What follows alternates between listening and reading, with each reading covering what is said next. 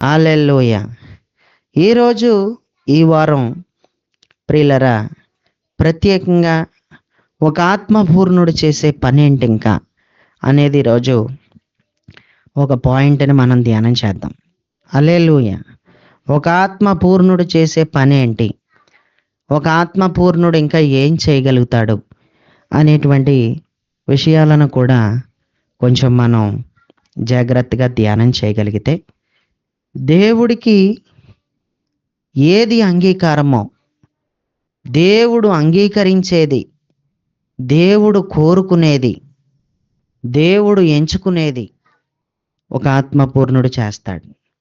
దేవుడు ఏది అంగీకరిస్తాడో ఆయన అంగీకరించే పనే చేస్తాడు. ఆమేన్. దేవుడు అంగీకారంలోకి వెళ్ళే పని ఒక ఆత్మపూర్ణుడు మాత్రమే చేయగలుగుతాడు. ఈరోజు ఒక ఆత్మపూర్ణుడు చేసే పనే ఇది. దేవుడికి ఏది అంగీకారమో, దేవుడికి ఏది ఇష్టమో, దేవుడు దేనిని స్వీకరిస్తాడో, దేవుడు దేనిని ఒప్పుకుంటాడో, దేవుడు ఒప్పుకునేదాన్ని ఒక ఆత్మపూర్ణుడు చేస్తూ ఉంటాడు. దేవుడికి స్తోత్రం. నీవు ఏదైనా ఒక మాట మాట్లాడితే కొన్ని విషయాలు నేను వాటికి ఒప్పుకోకపోవచ్చు. ఒప్పుకోలేదు అంటే దానికి కారణం ఏంటి? నేను దానిని అంగీకరించలేకపోతున్నానని. నేను దానిని ఏం చేయలేకపోతున్నాను? అంగీకరించలేకపోతున్నానని దాని అర్థం. అందుకు నీ మాటకి నేను ఒప్పుకోలేదు అంటే నాకు అంగీకారం లేదు, నేను అంగీకరించలేను, ఆ విషయంలో అయితే నాకు ఇష్టం లేదు అని చెప్పడం అంగీకరించకపోవడం, స్వీకరించకపోవడం, ఒప్పుకోకపోవడం అని నేను మీకు జ్ఞాపకం చేస్తున్నాను. ఒక ఆత్మపూర్ణుడు దేవుడు అంగీకరించేవి ఏంటో, దేవుడు ఏం అంగీకరిస్తాడో, దేవుడు దేనిని అంగీకరిస్తాడు, ఆయన అంగీకరించేవి ఏమిటో అవి మాత్రమే ఖచ్చితంగా చేయగలుగుతాడు. అంటే దేవుడు అంగీకారంలోకి తీసుకునేవి ఖచ్చితంగా అది దేవుడికి అంగీకరించగలిగేవి ఏమిటో ఎరిగి దేవుడు అంగీకారంలోకి వెళ్ళేవి ఏంటో అవి మాత్రమే ఆత్మపూర్ణుడు చేస్తాడు. దేవుడికి స్తోత్రం. ప్రియులరా, కనీసం ఒక ప్రార్థన చేసినా సరే ఆ ప్రార్థన తోసేసే ప్రార్థన చేయడు, వినలేని ప్రార్థన చేయడు. ఒకవేళ విన్నా, నువ్వింత ప్రార్థన చేసావు కానీ నాకు ఇది ఎందుకో ఇష్టం లేదు, ఈ ప్రార్థనలో నువ్వు ఇది అడిగావు, ఈ ప్రార్థనలో నువ్వు ఇది కోరుకున్నావు, కానీ నాకెందుకో అంగీకారంగా లేదు ఇది అని దేవుడు అంగీకరించలేని ప్రార్థన చేయడు. ఒక ఆత్మపూర్ణుడు ఏది చేసినా దేవుడు అంగీకరించేది, దేవుడు అంగీకారంలోకి వెళ్ళేది తప్పకుండా చేస్తాడు. ఆమేన్. అంగీకరించటం అంటే ఒప్పుకోవడం, అంగీకరించడం అంటే ఓకే చెప్పడం, అంగీకరించడం అంటే సరే అని చెప్పడం, అంగీకరించడం అంటే మీరు చెప్పిన మాటకి నాకు ఇష్టమై ఉంది అనడానికి సూచన ఉంది. ఆ మాట నువ్వు చేసిన ప్రార్థన తప్పకుండా నాకు అంగీకారమే, నువ్వేదైతే అడిగావో ఓకే, నేను దానికి సరే చెప్తున్నాను, సరే అని నేను అంటున్నాను. అంతేకాకుండా దానికి నేను జవాబు కూడా ఇస్తాను, దానికి నేను సమాధానం కూడా ఇస్తాను అంటూ దేవుడు అంగీకారంలోకి తీసుకుంటే మనం చేసే ప్రార్థన తప్పకుండా దేవుడు ఓకే చేస్తాడు, దానికి సరే అని చెబుతాడు, దానికి సమాధానం ఇస్తాడు. ఒక ఆత్మపూర్ణుడు చేసే పని ఏంటంటే దేవుడే స్వయంగా సమాధానం ఇచ్చే ప్రార్థన చేస్తాడు.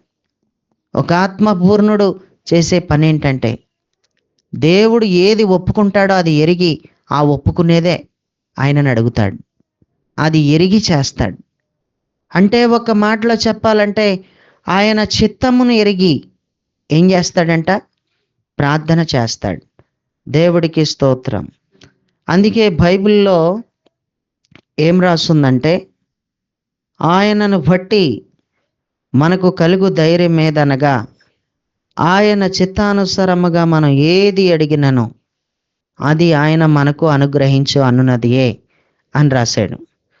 ఆయన చిత్తానుసారముగా మనం ఏది అడిగినానంట ఆయన అది మనకి అనుగ్రహిస్తాడు అని రాశాడు.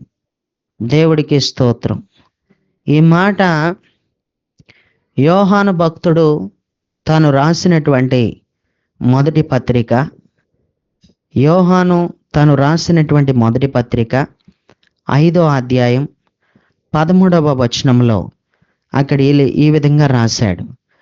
ఆయనను బట్టి మనకు కలిగిన ధైర్యమేదనగా, ఆయన చిత్తానుసారముగా మనమేది అడిగినను ఆయన మన మనవి ఆలకించుననున్నదియే అని వెరీ క్లియర్, చాలా స్పష్టంగా రాశాడు. దేవునిని బట్టి ఒక ధైర్యం, దేవునిని బట్టి ధైర్యం ఎవరు తెచ్చుకుంటారు? దేవునిని బట్టి ధైర్యం తెచ్చుకునే వ్యక్తికి ఇంక ఏ మాత్రం కూడా తాను తెచ్చుకునే ధైర్యంలో ఇంకే రకమైన డోకా ఉండదు. ఇంకా ఒక భక్తుడు దేవునిని బట్టి ధైర్యం తెచ్చుకునే ఆ ధైర్యంలో ఇంకా అవిశ్వాసం ఎక్కడా లేదు. ఇంకా అందులో ఒక భక్తుడు దేవునిని బట్టి ధైర్యం తెచ్చేసుకునే పరిస్థితికి వెళ్ళగలుగుతున్నాడు అంటే ఇంకా తన భక్తిలో ఏ లోపం లేదు. ఒక భక్తుడు దేవునిని బట్టి ధైర్యం కలిగి ఉంటున్నాడు అంటే ఇంకా ఏ లోపం లేకుండా బ్రతుకుతున్నాడు, యథార్థంగా బ్రతుకుతున్నాడు, ఖచ్చితంగానే బ్రతుకుతున్నాడు, దేవుడి చిత్తమే చేయగలుగుతున్నాడు, దేవుడు ఇష్టాన్ని నెరవేర్చగలుగుతున్నాడు అని మనం ఖచ్చితంగా చెప్పవచ్చు. ఆమేన్. అలాంటి వారు మాత్రమే దేవునిని బట్టి ధైర్యం తెచ్చుకుంటారు. నిజంగా నీ యొక్క ఆత్మలో నీకు అనిపించాలి, నేను నిశ్చయంగా దేవుని వలన మేలు పొందుతాను, ఈ విషయంలో నేను దేనికి భయపడనవలసిన పని లేదు, కన్ఫామ్గా ఆయన నా పక్కన ఉన్నాడు, ఆయన సన్నిధి నాతో కూడా ఉంది అని ఆయనను బట్టి ధైర్యం తెచ్చుకునే వ్యక్తికి ముందుగానే ఆయన సన్నిధి ఆ వ్యక్తిని ఆవరించినట్టు ఆ వాతావరణం ఆ వ్యక్తికి అర్థమవుతుంది. ఖచ్చితంగా దేవుడి సన్నిధి ఎక్కడైతే ఆవరిస్తుందో ఆ వాతావరణం ఖచ్చితంగా మనకు తెలుస్తుంది. వర్షం వచ్చేలాగా ఉందో లేదో వాతావరణం మనకి ఎలా తెలుస్తుందో, ఎండ కాసేలాగా ఉంది, ఈరోజు ఎండ వచ్చేలాగా ఉందనే వాతావరణం ఎలాగైతే తెలుస్తుందో, కొన్నిసార్లు కొన్ని పరిస్థితులకు సంబంధించిన వాతావరణం మనకి ఎలాగైతే అర్థమవుతుందో, ఆత్మ సంబంధమైన వాతావరణం కూడా మనకి బాగానే అర్థమవుతుంది.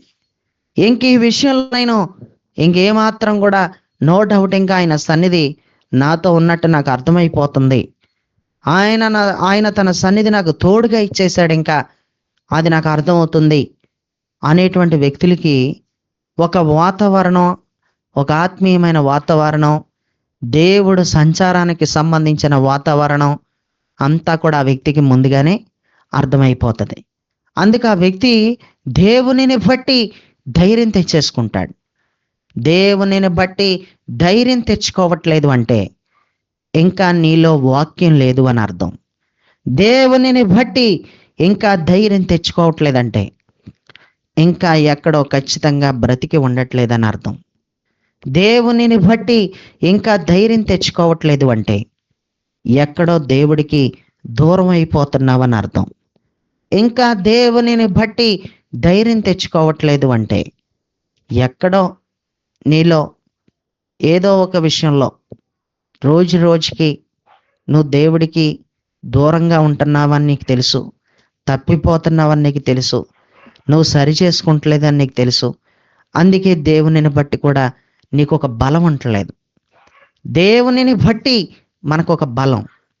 ఏం చూసుకుని నీ బలం అని ఎవరైనా అడిగితే అందరూ డబ్బు చూసుకొని నా బలం అనొచ్చు, జనమును చూసుకుని నా బలం అనొచ్చు, ఆస్తిని చూసుకుని నా బలం అనొచ్చు.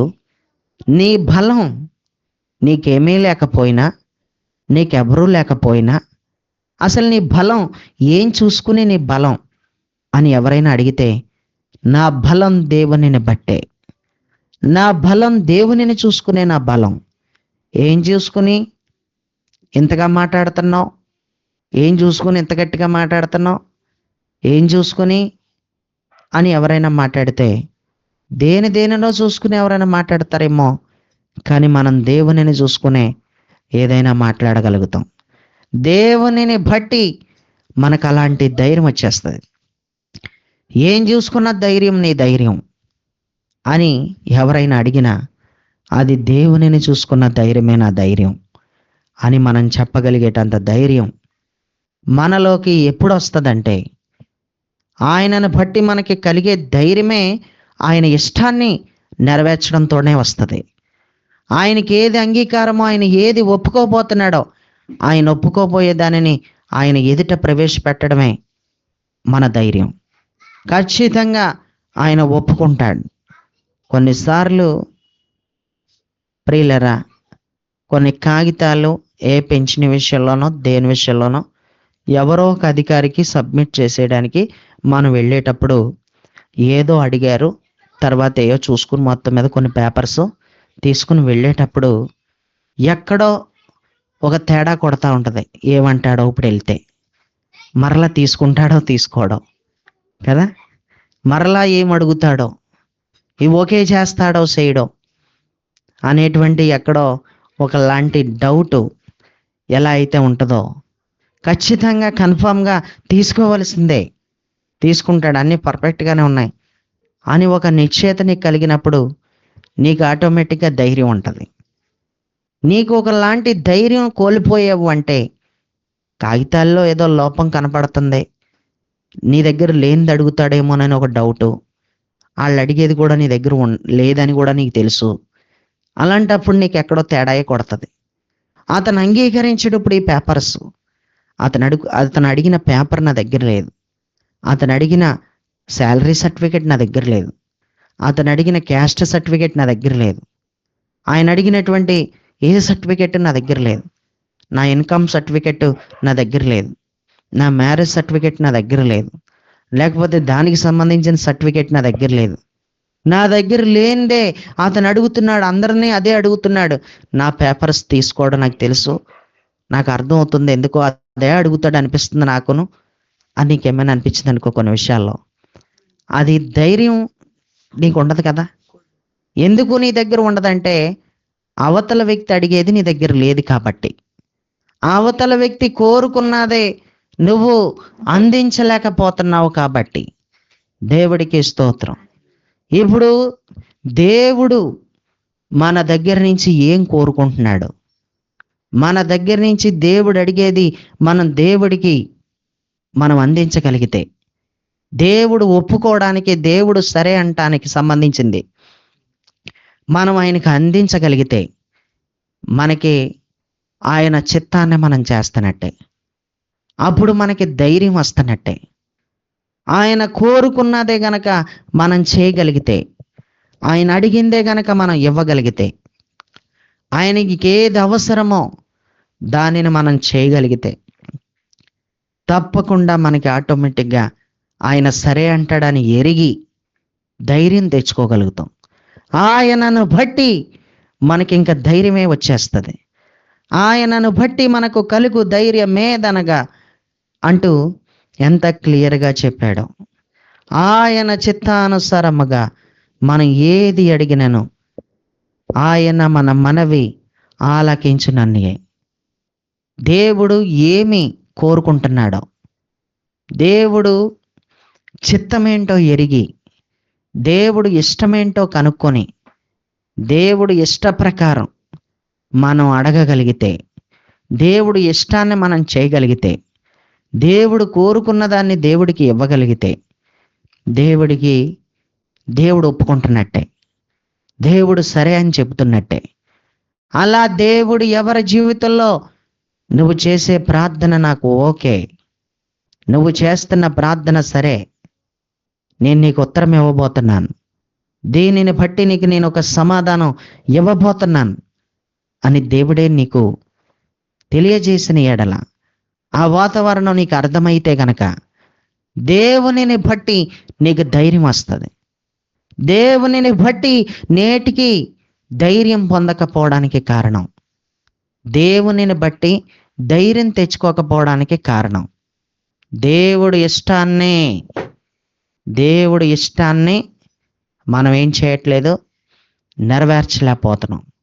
దేవుడి ఇష్టాన్ని ఏంటో కనుక్కోలేకపోతున్నాం. దేవుడికి ఏది అందించాలో దేవుడికి అది అందించలేని పరిస్థితి మన దగ్గర ఉందని మనకు తెలుసు. అందుకే మనకి ఎక్కడో ఒక రకమైన బెదురు, ఎక్కడో ఒక రకమైన భయం. నీకు ధైర్యమే లేకపోతే ఆయనను బట్టి ఖచ్చితంగా నీకు సాతానను బట్టి భయం ఉంటుంది. దేవునిని బట్టి నీకు ధైర్యం పుట్టకపోతే సాతానుగాడిని బట్టి నీకు భయమే పుడుతుంది. నీకు భయం పుట్టాలా, నీకు ధైర్యం పుట్టాలా? నీకు ధైర్యం కలగాల, నీకు భయము కలగాల? నీకు ధైర్యమే లేకపోతే ఖచ్చితంగా నేను భయం అనేది ఏలుబడి చేస్తుంది. భయానికి ప్రాముఖ్యంగా అధిపతిగా వాడుంటున్నాడు.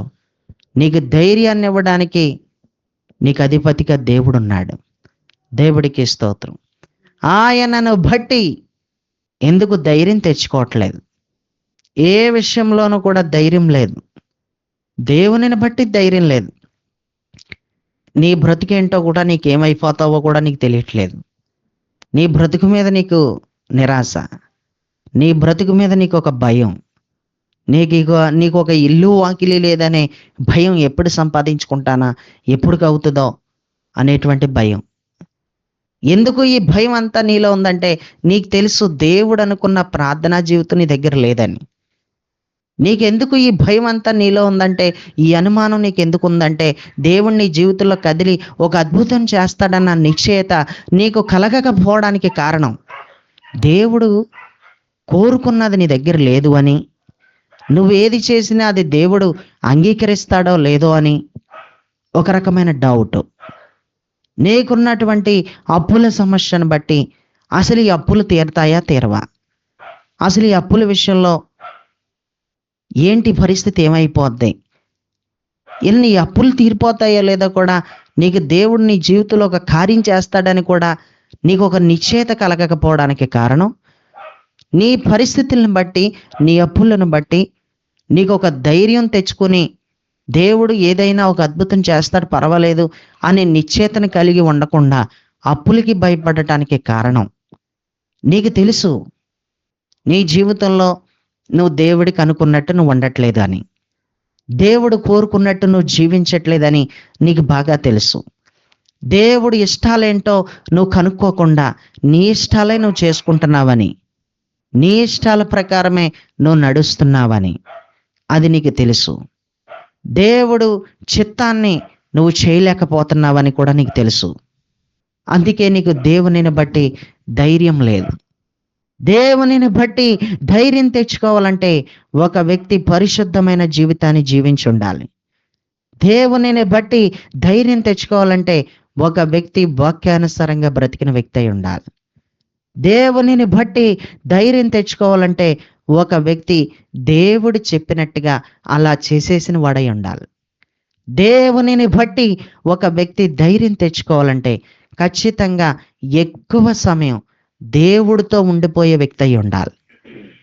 ఎక్కువ సమయం దేవుడితో మిళితమైపోయే వ్యక్తి అయి ఉండాలి. దేవునిని బట్టి ధైర్యం తెచ్చుకోవాలనుకుంటున్న ఏ వ్యక్తి అయినా సరే దేవుడితో కలిసిపోయిన వ్యక్తి అయి ఉండాలి. నీకు దేవునిని బట్టి ధైర్యం కలగాలంటే నీలో ఎన్నో ప్రాముఖ్యమైన క్వాలిటీస్ ఉండాలి. దేవుడికి నచ్చినట్టు నువ్వు బ్రతికుండాలి. దేవుడి ఇష్టాలేంటో నీకు తెలిసిపోవాలి. దేవుడు అనుకుంటున్నదేంటో నీకు అర్థమైపోవాలి. ఇది చేస్తే దేవుడు త్రోసేస్తాడో, ఇది చేస్తే దేవుడు అంగీకరిస్తాడో అనేది నీకు బాగా తెలిసి ఉండాలి. నీ కూతురు ఏం తింటదో నీకు తెలిసి అదే వండి పెడతావు. ఏది తినదో అది ఎరిగి అది ఎరిగినప్పటికీ కూడా వండి నువ్వు పెట్టావంటే తినదని నీకు తెలుసు. మరి తినదని నీకు తెలిసినప్పుడు ఎందుకు వండుతావు? నువ్వు వండవు కదా. నీ పిల్లలు ఏది తింటారో వాళ్ళ ఇష్టాన్ని ఎరిగి నువ్వు అదే వండి పెడతావు. ఆమేన్. క్రిస్మస్ పేరు చెప్పి ఎలా వండేస్తున్నారు అనుకో పిల్లలకి మామూలుగా ఉండట్లేదు. అరుసులు, పాకుండలు, గజ్జికాయలు, గోరుమిట గోరుమిటీలు, ఉమ్, ఇంకేంటి సున్నుండలంట, సున్నుండలు, ఆ, జంతుకులు పిల్లలకి. మళ్ళీ జంతుకుల్లో ఇంకో రకమైన జంతుకులు, సన్న జంతుకులు. సన్నంగా ఇస్తేనే నేను తింటాను, నాకు సన్నంగా ఉంటేనే. సన్నకార పూస, సన్నకార పూస అంటే అదిగో ఈ పిల్లలకు వండేసినట్టుంది. దేవుడి స్తోత్రం. పిల్లలకి ఏది ఇష్టమో అదే, పిల్లలకి ఏం తింటారో అదే వండడం. పిల్లలకి ఏ బట్టలు ఇష్టమో, పిల్లలకి ఏది కొంటే ధరించుకోగలుగుతారో అదే కొనడం. పిల్లల ఇష్టాలేంటో తెలిసిపోతున్నాయి. తెలియకపోతే ఇష్టాలేంటో సహవాసం చేస్తుంటే, పిల్లలతో ఉంటుంటే, పిల్లలతో బ్రతుకుతుంటే పిల్లల కోరికలేంటో తెలుస్తున్నాయి. దేవుడితో ఎన్నో సంవత్సరాల నుంచి ఉంటున్నాం కానీ దేవుడి కోరికేటో తెలుసుకోలేకపోతున్నాం. ఎన్నో నెలల నుంచి దేవుడితో ఉంటున్నాం కానీ, ఎన్నో నెలల నుంచి సహవాసంలో ఉంటున్నాం కానీ అసలు దేవుడి కోరికేటో తెలియట్లేదు. దేవుడి ఇష్టాలేంటో తెలియట్లేదు. పిల్లల ఇష్టాలు మాత్రం తెలుస్తున్నాయి. మా ఆయన అది తిండో, మా ఆయన అది తిండు అసలు. మా ఆయన జున్ను తింటాడు, అది తింటాడు, ఇది తింటాడు కదా. మా ఆయనకి జున్ను అంటే ఎంత ఇష్టమో ఓ పక్క నుంచి ఆయాస వచ్చేస్తున్నా. దేవుడి స్తోత్రం. హల్లెలూయా. ఏది ఇష్టమో అది నీ భర్తకి వండి పెడతావు. ఏది నీ భార్యకి ఇష్టమో అది చక్కగా కొని పెడతాం. దేవుడికి స్తోత్రం. మొన్న ఒక ఆవిడ అంటుంది, మా పాపకి రెస్టారెంట్లో భోజనం అంటే చాలా ఇష్టం అండి అంది. అందుకే రెస్టారెంట్కి తీసుకెళ్తున్నామండి ఎక్కువ అంటుంది. దేవుడికి స్తోత్రం. పిల్లకి ఏది ఇష్టమో అదే నెరవేరుస్తున్నారు. పిల్ల కోరికను తీరుస్తున్నారు. పిల్లవాడు కోరికను తీరుస్తున్నారు. భర్త అయితే భార్య కోరిక తీరుస్తున్నాడు. భార్య అయితే భర్త కోరిక తీరుస్తుంది. తల్లిదండ్రులు కూడా పిల్లల కోరికలు తీరుస్తున్నారు. అన్ని విధాలుగా కూడా, అన్ని విషయాలలో కూడా, కనీసం పడుకునే బెడ్ కానించి, ధరించుకునేటువంటి వస్త్రాల కానించి, పిల్లలు ఎందు మీద పడుకుంటారో కూడా తెలుసు. అందు మీద పడుకోదు మా అమ్మాయి, అందు మీద పడుకోదు మా పిల్లోడు. ఆ ఇష్టాలు కూడా నీకు తెలిసిపోతున్నాయి. అవన్నీ కూడా నీకు అర్థమైపోతున్నాయి. కానీ దేవుడి విషయానికి వస్తే మనకేమీ దేవుడి ఇష్టాలు ఏంటనేది అర్థం అవ్వట్లేదు. దేవుడు కోరిక ఏంటి అనేది అర్థం అవ్వట్లేదు. దేవుడు కోరిక ఏంటో తెలిసినా కూడా ఆ దేవుడు కోరిక తీర్చలేకపోతున్నాం మనం. దేవుడు కోరికేటో మనకి బాగా తెలుసు. కొన్నిసార్లు కొన్ని విషయాలలో దేవుడు కోరికేటో తెలుసు. ఆదివారం ప్రార్థన వదలకూడదు, అది దేవుడు కోరిక. తీర్చగలుగుతున్నావా? తీర్చట్లేదు. అది తీర్చలేకపోతున్నాను అంటున్నాడు. దేవుడి స్తోత్రం. ఆదివారం నువ్వు ఆయన సన్నిధిలో ఉండడం దేవుడు కోరిక. దేవుడు కోరుకున్నది అది, కానీ ఉండడం లేదు కదా. మరి దేవుడు ఇష్టమని, దేవుడికి ఇది ఇష్టమని తెలిసి కూడా చేయట్లేదు. దేవుడికి నేను డబ్బులు సంపాదించుకోవడం ఆదివారం దేవుడికి ఇష్టం లేదని తెలుసు, కానీ దేవుడి కోరికను తీర్చలేకపోతున్నాం. దేవునిని బట్టి నీకు ఇంకా ధైర్యం ఎలా వస్తుంది చెప్పోసారి. ఆయనను బట్టి మనకు కలుగు ధైర్యం ఏదనగా అంటే ఆయనను బట్టి నీకు ధైర్యం ఎలా వస్తుంది? బైబిల్ చెప్తుంది, ఆయన చిత్తమును ఎరిగి ఆయన చిత్తానుసారముగా మనం ఏది అడిగినా సరే ఆయన అది మనకు అనుగ్రహించనున్నది ఇచ్చేస్తాడు. ఇంకా సరే చెబుతాడు, ఇంకా దానికి ఓకే చెబుతాడు. ఇంకా దేవుడికి స్తోత్రం. ఖచ్చితంగా కన్ఫర్మ్ అయిపోవాలి దేవుడి దగ్గర నుంచి, ఇది నాకు ఈ ప్రార్థనకి ఖచ్చితంగా సమాధానం రాబోతుంది. నేను చేసినటువంటి ప్రార్థన దేవుడు తన ఎదలోకి తీసుకునే ప్రార్థనే చేశాను, దేవుడు అంగీకరించే ప్రార్థనే నేను చేశాను అని నువ్వు దేవుడి ఇష్టాన్ని ఎరిగినప్పుడు కన్ఫామ్గా నువ్వు ఖచ్చితంగా దేవుడు సరే చెబుతాడు, దేవుడు నాకు ఓకే చెప్పేస్తాడో, దేవుడు దీనికి ఖచ్చితంగా ఒప్పుకుంటాడో. కొన్ని గొడవలు కానీ, కొన్ని మాటలు కానీ, కొన్ని విషయాల్లో కానీ మీరు వెళ్ళి చెప్పండి, ఎందుకు ఒప్పుకోరో ఒప్పుకుంటారు, దేనికి ఒప్పుకోరో ఒప్పుకోకుండా ఎలాగుంటారో ఒప్పుకుంటారు అని ముందుగానే కన్ఫర్మ్ చేసేస్తావు. అంటే నీకు అర్థమైపోద్ది, ఒప్పుకుంటారు, దానికి ఒప్పుకోకపోవడం ఏంటి, దానికి సరే అని చెప్తారు వాళ్ళు అని. కొన్ని విషయాలు ఎలా కన్ఫర్మ్ చేసేస్తున్నావో దేవుడు ఒప్పుకుంటాడు. అంగీకరించడం అంటే ఏంటి? ఒప్పుకోవడం. ఈ ప్రార్థన ఒప్పుకుంటాడు, దీనికి ఓకే చెప్పేస్తాడు దేవుడు, ఖచ్చితంగా దీనికి సరే చెప్తాడు అనేటువంటి విధానాలు మనలో ఏర్పడట్లేదు. సరే చెబుతాడు అన్నది కూడా గట్టిగా చెప్పలేకపోతున్నాం. ఎందుకంటే అంత డౌట్ ఉంది నీకు, నువ్వు చేసే ప్రార్థనల మీద కూడా నీకంత డౌట్ ఉంది. నువ్వు దేనికోసం అడుగుతున్నావో కూడా నీకే తెలియట్లేదు, నువ్వేం అడుగుతున్నావో కూడా నీకే తెలియట్లేదు. అసలు దేవుడు అంగీకారం ఏంటి, దేవుడు ఏది అంగీకరిస్తాడో, దేవుడు ఏ ప్రార్థన స్వీకరిస్తాడన్నది కూడా తెలిసి ఉండట్లేదు మనకి. ప్రియులరా, పరిశుద్ధ గ్రంథమైన బైబిల్ తెరిచి కనుక మనం చూడగలిగితే మొదటి రాజుల గ్రంథం 18వ అధ్యాయం 37వ వచనాన్ని నేను చదువుతాను. మొదటి రాజుల గ్రంథం 18వ అధ్యాయం 37వ వచనం. యెహోవా నా ప్రార్థన ఆలకించుము, యెహోవావైన నీవే దేవుడవై ఉన్నావనియు, నీవు వారి హృదయములను నీ తట్టుకు తిరగజేయుదువనియు ఈ జనులకు తెలియనట్లుగా నా ప్రార్థన అంగీకరించుము అన్నాడు. ఇది మొదటి రాజుల గ్రంథం 18వ అధ్యాయం 37వ వచనంలో వ్రాయబడి ఉన్న మాట. చదువుకున్న ఈ వాక్య భాగంలో చాలా అద్భుతమైన పదాలు కనిపించాయి. ఈ ఒక్క రెఫరెన్స్లోనే ప్రార్థన అనేటువంటి పదాలు 2 సార్లు వచ్చినాయి. ప్రార్థన అన్న పదాలు 2 సార్లు వచ్చినాయి. అది ఏ సందర్భంలో ఎలా వచ్చినాయి అంటే, ఆలకించు నా ప్రార్థన అన్నకాడ ప్రార్థన అని వచ్చింది, అంగీకరించు నా ప్రార్థన అన్నకాడ ప్రార్థన అన్న పదం వచ్చింది. ఓన్లీ ఇక్కడ 37వ వచనంలో మాత్రమే 2 సార్లు కలిసింది ప్రార్థన అన్న పదం. ఆ వచనం యొక్క ప్రారంభం ఎలా ఉందంటే, నా ప్రార్థన ఆలకించు అని అన్నాడు. ఆ వచనం యొక్క ముగింపు, నా ప్రార్థన అంగీకరించు అన్నాడు. ప్రార్థన ఆలకించు అన్నాడు, ప్రార్థన అంగీకరించు అన్నాడు. ప్రియులరా, ప్రార్థన ఆలకించడమును ప్రార్థన అంగీకరించడం ఒకటే అని చాలామంది చెబుతున్నారు.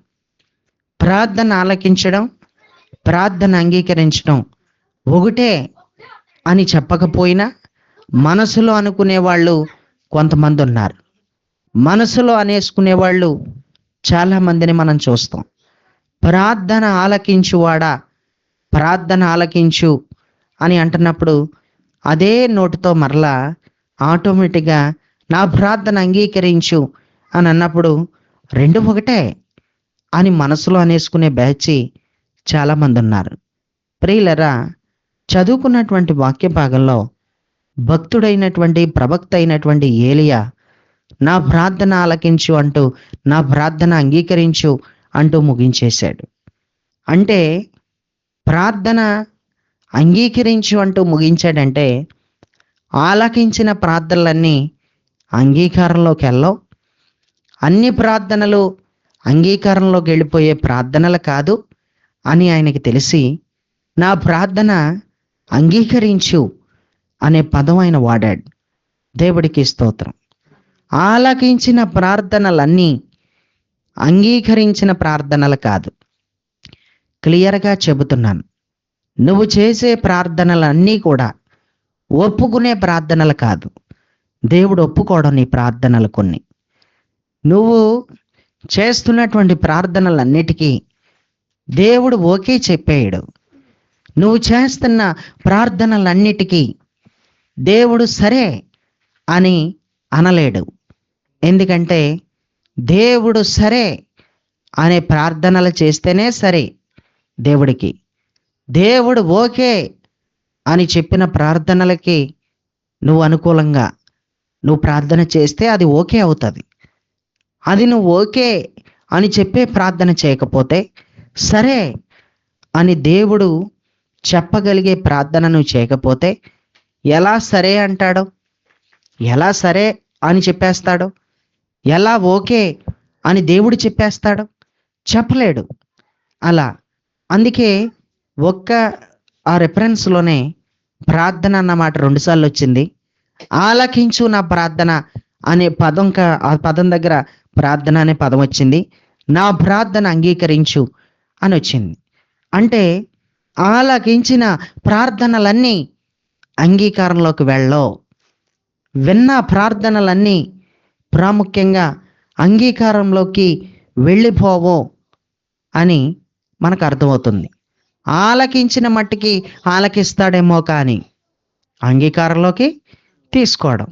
ప్రియులరా, ఒక మాట ఏమంటానంటే, ఏవండి నేను మీకు దగ్గరలోనే ఉన్నాను, కొంచెం భోజనం టైం అయింది, మీ ఇంటికి వచ్చేసి భోంచేద్దాం అనుకుంటున్నాను అన్నాను అనుకోండి.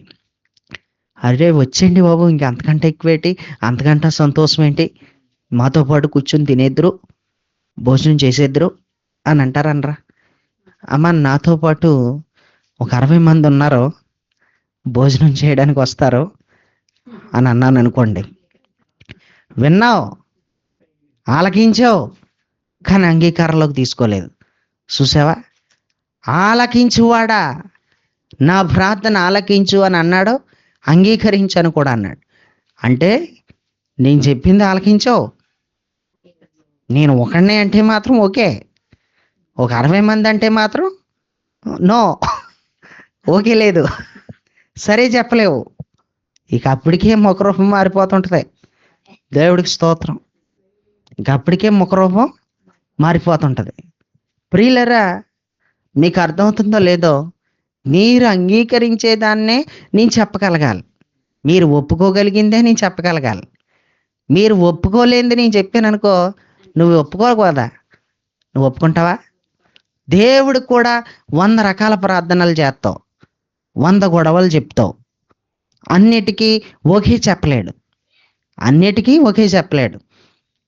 ఉదాహరణకి నీకేమన్నా బాధ వచ్చిందంటే, నీ ప్రార్థనలో అందరూ పోతున్నారు కానీ నేను పోతలేదు, మంచం మీద పడుకున్నట్టే పోతే బాగుండు అని అనుకుని ప్రార్థన చేసేసి పడుకుంటావు. మరి అది అంగీకారంలోకి వెళ్ళిపోద్దా? లేదా నీకు ఎవరి మీదన్నా కోపం ఉందనుకో, ఈ సాయంత్రానికే లేచిపోవాలల్లా, ఈ సాయంత్రానికి అయిపోవాలల్లా అని ప్రార్థన చేసావనుకో, 190 ప్రార్థనలు చేస్తావు. నువ్వు ఒక ప్రార్థన కాదు నువ్వు చేసేది. ఎప్పుడు ఎలా చేస్తావో నీకే తెలీదు, ఎప్పుడేం మాట్లాడతావో నీకే తెలీదు. అన్నీ ఆలకిస్తాడంటాడు, అన్నీ ఆలకిస్తాడు. ఎవరినో తీసే అన్నమాట అన్నాడు, నన్ను తీసే అన్నమాట అనుకున్నావు కదా, ఆ మాట కూడా అన్నాడు. 2 మొక్కలు, అవతలన్నా లేపే, నన్నన్నా లేపే. 2 మొక్కలు. కొంతమంది ప్రాణం విసుకెత్తిపోయి, కొంతమంది తమ ప్రార్థనలో చచ్చిపోతే బాగుండు, తీసేసుకుంటే బాగుండు, నా బ్రతికి ఇంకా అయిపోయింది అని ఎవరైతే అనుకుంటారో, ఇలాంటి వారు చేసిన ప్రార్థన కూడా ఆలకించి అంగీకారంలోకి తీసుకుంటే కనుక మంచం మీద నుంచే నేను బయటెట్టేయాలి. కానీ అంగీకారంలోకి తీసుకోవట్లేదు, మంచంతోనే నిన్ను మోసేయాలి వరకున్నట్టు. ప్రతిసారి నువ్వు ప్రార్థన చేస్తే నీకు బాగుంది పరిస్థితి, ఎక్కువ కాలం బ్రతకాలి అని ఆశపడిపోయి ఆయుష్ కోసం ప్రార్థన చేసేసుకుంటున్నావు. నీకు ఎంతవరకు ఆయుష్ పెట్టాడో నువ్వు ఎంత ప్రార్థన చేసినా దేవుడు కూడా అంతవరకు నిన్ను ఉంచడానికి దేవుడికి అంగీకారం అవ్వాలి. దేవుడికి అంగీకారమయ్యే ప్రార్థన, దేవుడు అంగీకరించేది చేయగలిగే ఒక వ్యక్తి ఎవరంటే ఆత్మపూర్ణుడే చేయగలడు. ఒక ఆత్మపూర్ణుడు దేవుడు అంగీకారాలు ఏంటో తెలుసుకుంటాడు, దేవుడి ఇష్టాలేంటో తెలుసుకుంటాడు, దేవుడు ఒప్పుకునేవేంటో తెలుసుకుంటాడు, దేవుడు ఒప్పుకోలేనివి ఏంటో కూడా ఆయనకి తెలుసుకునే విధానాలు ఉన్నాయి. దేవుడికి స్తోత్రం. చదువుకున్నటువంటి వాక్య భాగంలో ప్రవక్త దైవజనుడైన ఏలియా నా ప్రార్థన ఆలకించు, నా ప్రార్థన అంగీకరించు అని అన్నాడు. దీనిని బట్టి నేను మీతో చెబుతున్నాను, ఈ మాట జాగ్రత్తగా వినండి, బిగ్గరగా వినండి. దేవుడికి స్తోత్రం. ఆలకించిన ప్రార్థనలన్నీ అంగీకారంలోకి వెళ్ళవో, ఆయన అంగీకరించిన ప్రార్థనలే సరిగ్గా ఆయన ఆలకించిన ప్రార్థనలో అని నేను మీకు మరొకసారి జ్ఞాపకం చేస్తున్నాను. నువ్వు ఆ చేసిన ప్రార్థనలన్నీ అంగీకారంలోకి వెళ్ళవు. ఆయన అంగీకారంలోకి వెళ్ళే ప్రతి ప్రార్థన ఆయన ఆలకించిన ప్రార్థనే అని నేను మీకు జ్ఞాపకం చేస్తున్నాను. ఇప్పుడు ఒక ఆత్మపూర్ణుడు ఏం చేస్తాడంటే దేవుడి ఇష్టాలేటో తెలుసుకుంటాడు. దేవుడు దేనికి ఒప్పుకుంటాడో దానినే చేస్తాడు. దేవుడు ఒప్పుకునే వాటికి ఖచ్చితంగా దేవుడు దేనికి ఒప్పుకోగలుగుతాడో అది కష్టమైనా చేస్తాడు. దేవుడు ఒప్పుకునేవి అంత చిన్న విషయం కాదు. దేవుడు ఒప్పుకునేవి నువ్వు చేయలేవు. దేవుడు ఒప్పుకోలేనివి నువ్వు మానేలేవు. దేవుడు దీనికి నేను ఒప్పుకోను అని అనేవి అన్నీ నువ్వు మానేలేవు. దేవుడు నేను దీనికైతే ఒప్పుకుంటాను మరి అన్నావి నువ్వు చేయలేవు. అర్థమైందా? ఆత్మపూర్ణుడైతే రెండూ చేస్తాడు. దేవుడు వద్దు, ఇది నాకు అవసరం లేదు, ఇది నాకు అంగీకారం కాదు అంటే దానిని వదిలిపెట్టగలిగే సామర్థ్యం ఆత్మపూర్ణుడికి ఉంటుంది. అదెంత త్యాగమో, అదెంత శ్రమపడాలో, అదెంత రోషం ఉండాలో. దేవుడు వద్దు అన్నదానికి తల వంచగలగాలంటే, దేవుడు ఇష్టం కాదంటే ఇదని కాళ్ళు చేతులు కట్టేసుకున్న ఒళ్ళాక కట్టేసుకొని పడున్న ఒళ్ళాక ఉండాలంటే అదెంత కష్టమో. నీ విషయంలో నువ్వు ఈ విధంగా వెళ్ళిపోతున్నావు కాబట్టి, నువ్వు ఈ విధంగా ఉంటానంటున్నావు కాబట్టి, ఆ విధంగా అయితే నాకైతే ఇష్టం లేదంటే, దేవుడికి ఇది ఇష్టం లేదంటే మరి దేవుడి ఇష్టాన్ని నెరవేర్చాలంటే ఎలాగ నెరవేర్చలేం మనం అనుకునే వ్యక్తి ఎవరంటే ఆత్మపూర్ణుడు కానివాడు నెరవేర్చలేడు. ఆత్మపూర్ణుడు ఎంతకైనా సరే పట్టుదల తెచ్చుకుని దేవుడు మాటే వినటానికి చూస్తాడు. దేవుడు ఏది ఒప్పుకోగలుగుతాడో కూడా దానికి ఓకే చెప్పగలుగుతాడు.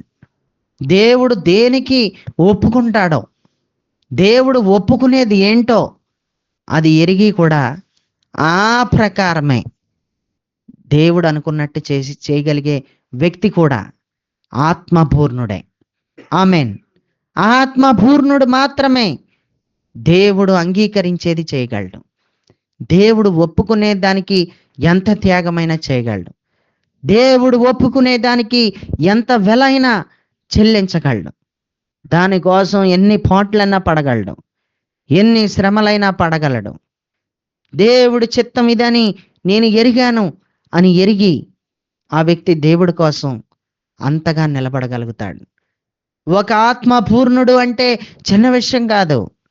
కొన్ని ఆదివారాల నుంచి ఆత్మపూర్ణుడులో ఇలా ఉంటాయి కొన్ని పద్ధతులు, ఆత్మపూర్ణుల్లో ఉండే పనులు క్రియలు ఇవి అని ఇంత విధంగా దీని గురించి చెప్పుకుంటూ వస్తున్నామంటే ఆత్మపూర్ణుడంటే అన్న నీకు ఎటకారంగా ఉందేమో, ఒక ఆత్మపూర్ణుడంటే నీకన్నా చులకనగా ఉందేమో ఈ మాట 100 సార్లు పలుకుతున్నానని. ఒక ఆత్మపూర్ణుడు కోసమే చెప్తున్నాడు, ఆదివారం వచ్చిందంటే చాలు అని నీకైనా ఎలా కొలంగా అనిపిస్తుందేమో ఈ వర్తమానం. ఆత్మపూర్ణుడంటే చిన్న విషయం అనుకుంటున్నావా? దేవుడు వద్దనేవి మానేయగలిగినోడు ఆత్మపూర్ణుడే. దేవుడు ఓకే చెప్పేయి, దేవుడు సరే అని చెప్పే వాటికి దేవుడు ఇష్టాలేటో తెలుసుకుని ఆ ఇష్టాలు నెరవేర్చగలిగినోడు ఆత్మపూర్ణుడు మాత్రమే. దేవుని ఆత్మతో నిండుకున్నవాడు మాత్రమే, దేవుడు శక్తితో నిండుకున్నవాడు మాత్రమే చేయగలడావని. ఎవరు పడితే వాళ్ళు చేయగలిగేవి కాదై. దేవుడికి స్తోత్రం. పరిశుద్ధ గ్రంథంలో ఎంత చక్కగా మనం చదువుతామో ఆ మాటలు. 1 రాజులు 19:4 చదివితే అక్కడ ఒక ప్రార్థన చేస్తున్నాడు మన భక్తుడు. ఇక్కడ చేసే ప్రార్థనకేనే మొదటి రోజులు 19వ అధ్యాయంలో చేసే ప్రార్థనకి మారిపోయింది. మనుషులం కదా, ఇలాగే మారిపోతుంటాయి. మన ప్రార్థనలు కూడా మారిపోతుంటాయి. అప్పటికప్పుడు అలాగ బాగానే నిలబడుతున్నట్టు ఉంటాం. తర్వాత ఎలాగా దీపంలో ఒత్తులకు దిగజారిపోతుంటాం. అప్పుడు దాకా బాగానే ఉంటాం. అప్పుడు దాకా చురుకైన మాటలే, అప్పుడు దాకా ఓపుకున్న మాటలే, అప్పుడు దాకా అభిషేక సామర్థ్యంతో కూడిన మాటలే. అప్పటి వరకు కూడా చాలా అద్భుతంగానే ఉంటాయి. సరైన సమయం సరిగ్గా కొన్ని శోధనలు వచ్చినప్పుడు మాత్రం నువ్వేంటనేది తేలిపోద్ది. ఒక ఆడద చెప్పింది, నేను లేకుండా చేస్తానని. ఆమెన్. ఏమని చెప్పింది? యెజబెల్ చెప్పింది. యెజబెల్ చెప్పిన మాట, రేపు నిన్ను ఈ వేళటకల్లా లేకుండా చేస్తానని. 850 మంది మధ్యలో నిలబడి ధైర్యంగా మాట్లాడిన వ్యక్తి భక్తుడైనటువంటి ఏలియా. ఇలాంటి ఏలియా ఒక ఆడదాని మాటకి ఏమైపోయాడు? భయపడిపోయి ఏమన్నాడంటే, ఈ ఆడదాని చేతిలో చచ్చే కంటే నీ చేతిలోనే చచ్చిపోతాను, నా ప్రాణం తీసేసుకో, ఇంతవరకు చాలు, నా పితరుల కంటే గొప్పవాడిని ఏం కాదులే, నేనేం గొప్పవాడిని కాదు. అంటే గొప్పవాడిగా ఫీల్ అవుతున్నట్టున్నాడు. ఆ మాటలు వస్తున్నాయి మరి. అంటే గొప్పవాడిగా ఫీల్ అవుతున్నాడేమో.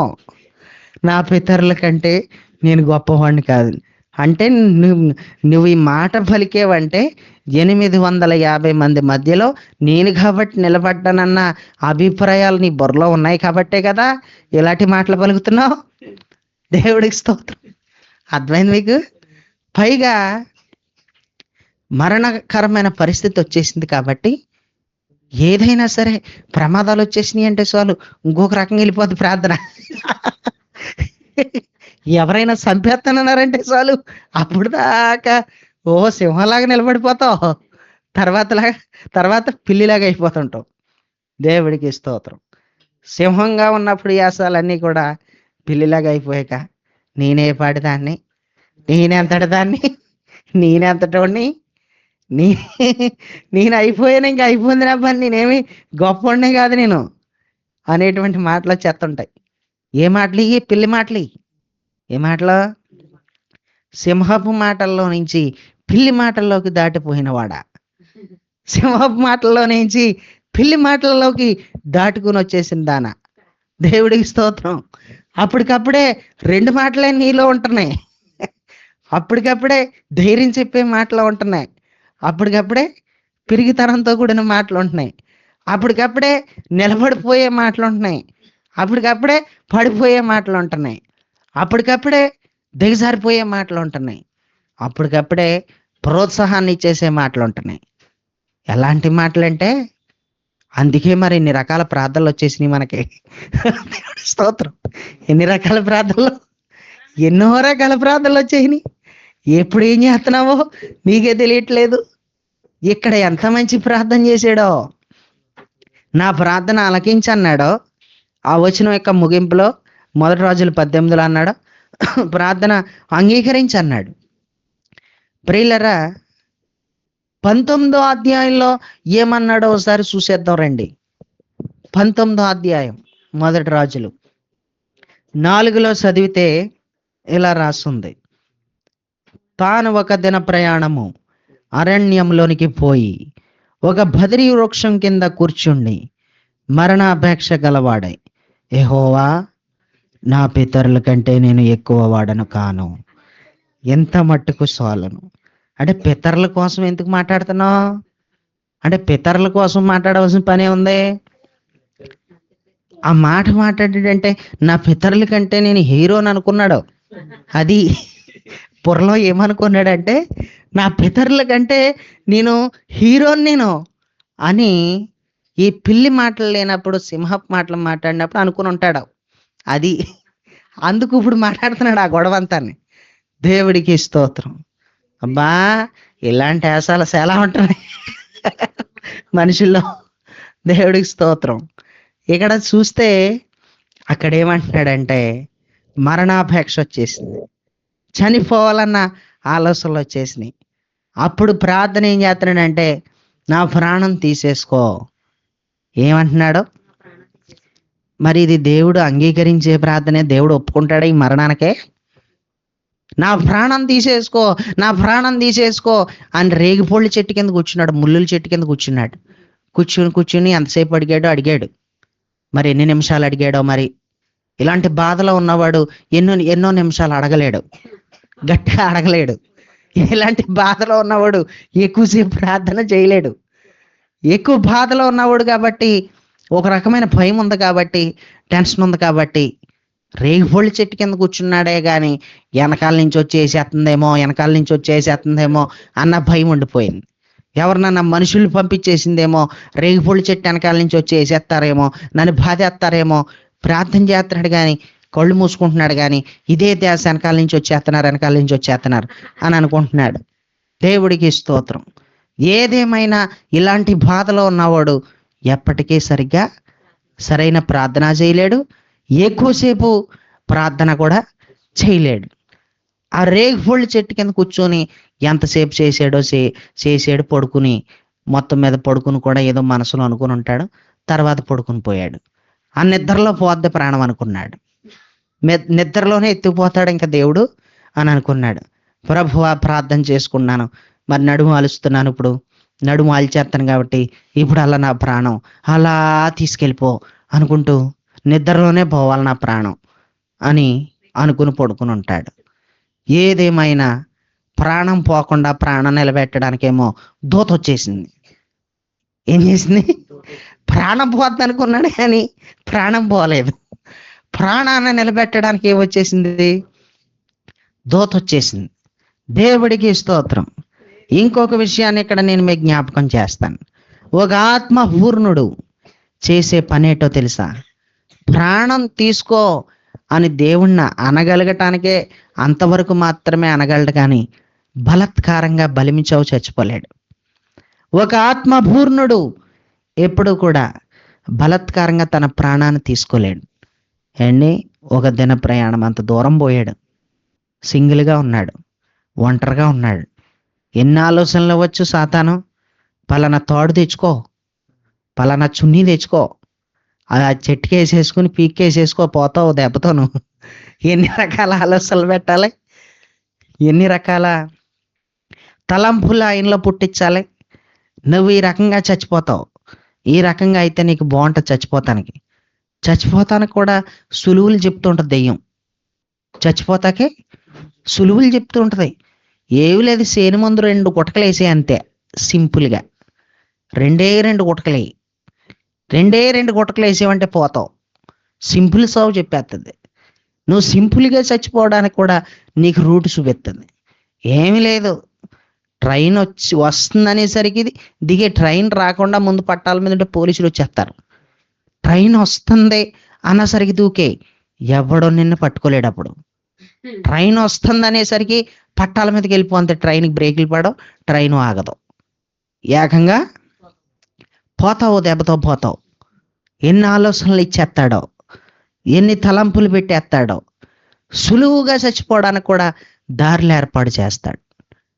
నిజమైన ఆత్మపూర్ణుడు నా ప్రాణం తీసుకో అని అనగలడేమో కానీ ప్రాణాన్ని మాత్రం తీసుకోడు. అది బాగా గుర్తుపెట్టుకోవాలి. నిజమైన ఆత్మపూర్ణుడు చేసే పనే ఇది. తనకి ఎంతైనా బాధ ఉంటే నా ప్రాణం తీసుకో అని అనగలడేమో కానీ ప్రాణం తీసుకోలేడు. ఎందుకంటే తన ఆత్మపూర్ణుడు, తనలో దేవుడి శక్తి ఉంది కాబట్టి దేవుడి శక్తి ఆత్మహత్య చేసుకుని చనిపోయేలాగా చేయదు. దేవుడి శక్తి ఏ వ్యక్తిలో అయితే ఉంటుందో, ఏ వ్యక్తి అయితే ఆత్మపూర్ణుడుగా ఉంటాడో, ఏ వ్యక్తిలో అయితే పరిశుద్ధాత్మ ఉంటాడో, ఆ వ్యక్తి ఏమాత్రం కూడా, ప్రియులరా, ఏమాత్రం కూడా బలించవు చచ్చిపోలేడు. దేవుణ్ణి మాత్రం అడుగుతాడు, నా ప్రాణం తీసుకో అని. దేవుడికి స్తోత్రం. పరిశుద్ధ గ్రంథమైన బైబిల్ ప్రకారం ఇంకొక వచనం చూపించి ఇంకా ముగిస్తాను. 2వ రాజుల గ్రంథం 20వ అధ్యాయం 5వ వచనాన్ని చదివితే, హిజ్కియా కన్నీళ్లు విడిచుట చూచితిని.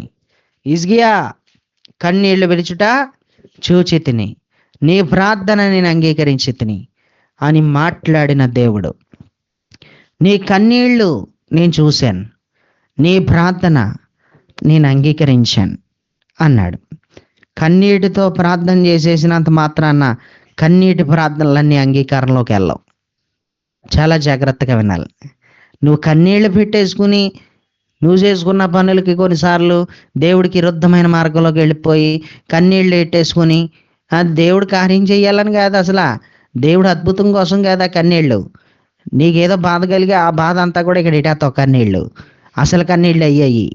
నీ కన్నీటి ప్రార్థన కూడా అన్నిసార్లు దేవుడి ఎదలోకి వెళ్ళదు. ఎందుకంటే నువ్వు చేసే కన్నీటి ప్రార్థనలో కూడా స్వార్థం ఉంటుంది.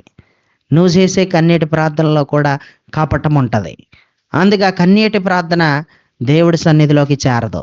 కానీ ఇక్కడ నిష్కపటమైన హృదయంతో కన్నీళ్లు విడిచుచు ప్రార్థన ఎప్పుడైతే చేస్తున్నాడో అంగీకారంలోకి తీసుకున్నాను.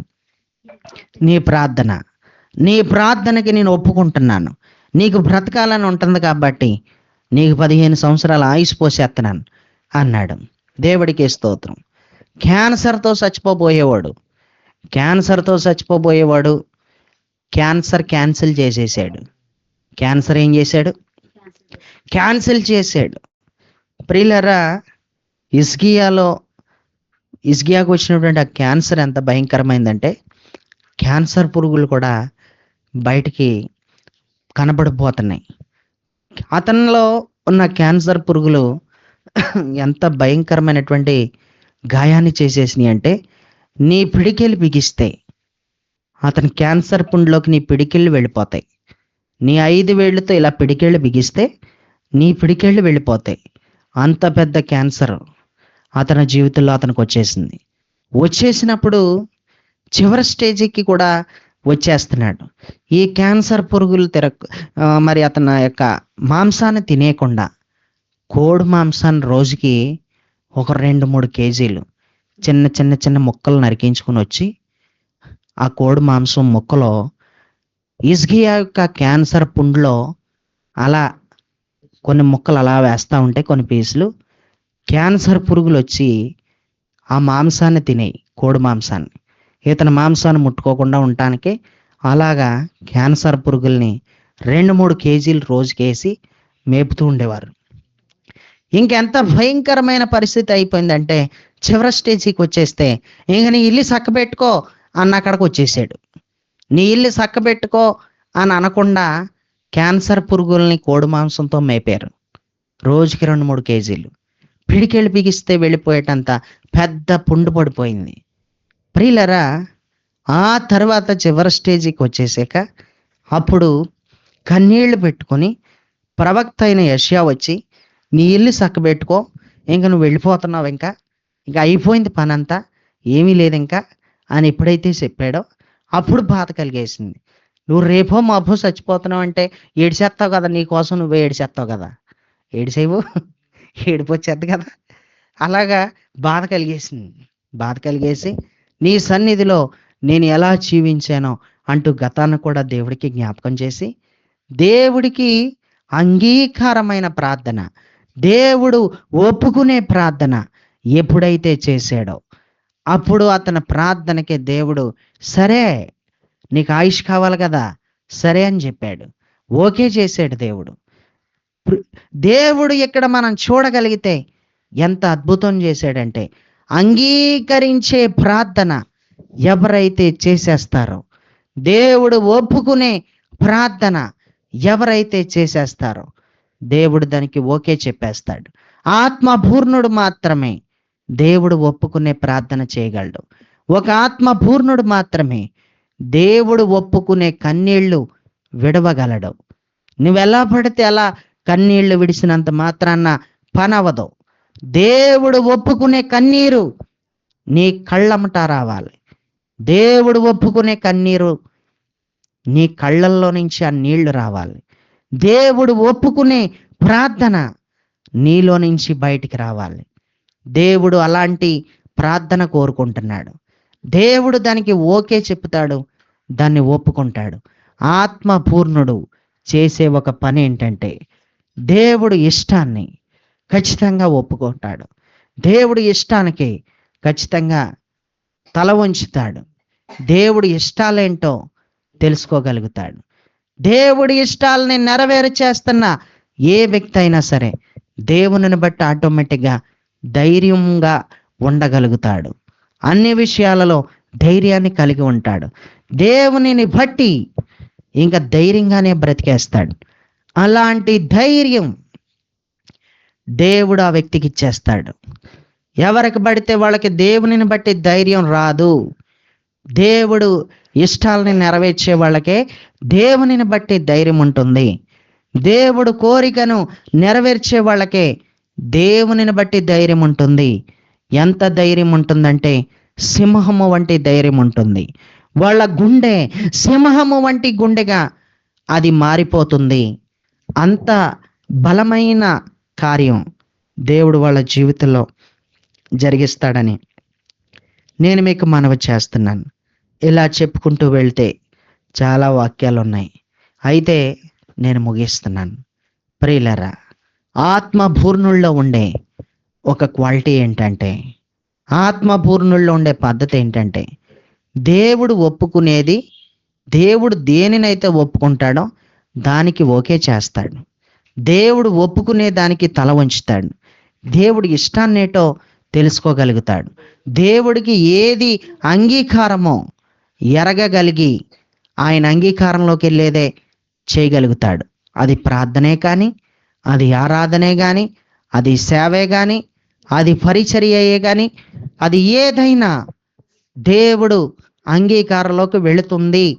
ఇలా చేస్తే దేవుడికి అంగీకారం, ఇలా చేస్తే దేవుడికి ఇష్టం అని ఎరిగి దేవుడు అంగీకారంలోకి వెళ్ళే పనులే చేయగలుగుతాడు అని నేను మీకు జ్ఞాపకం చేస్తున్నాను.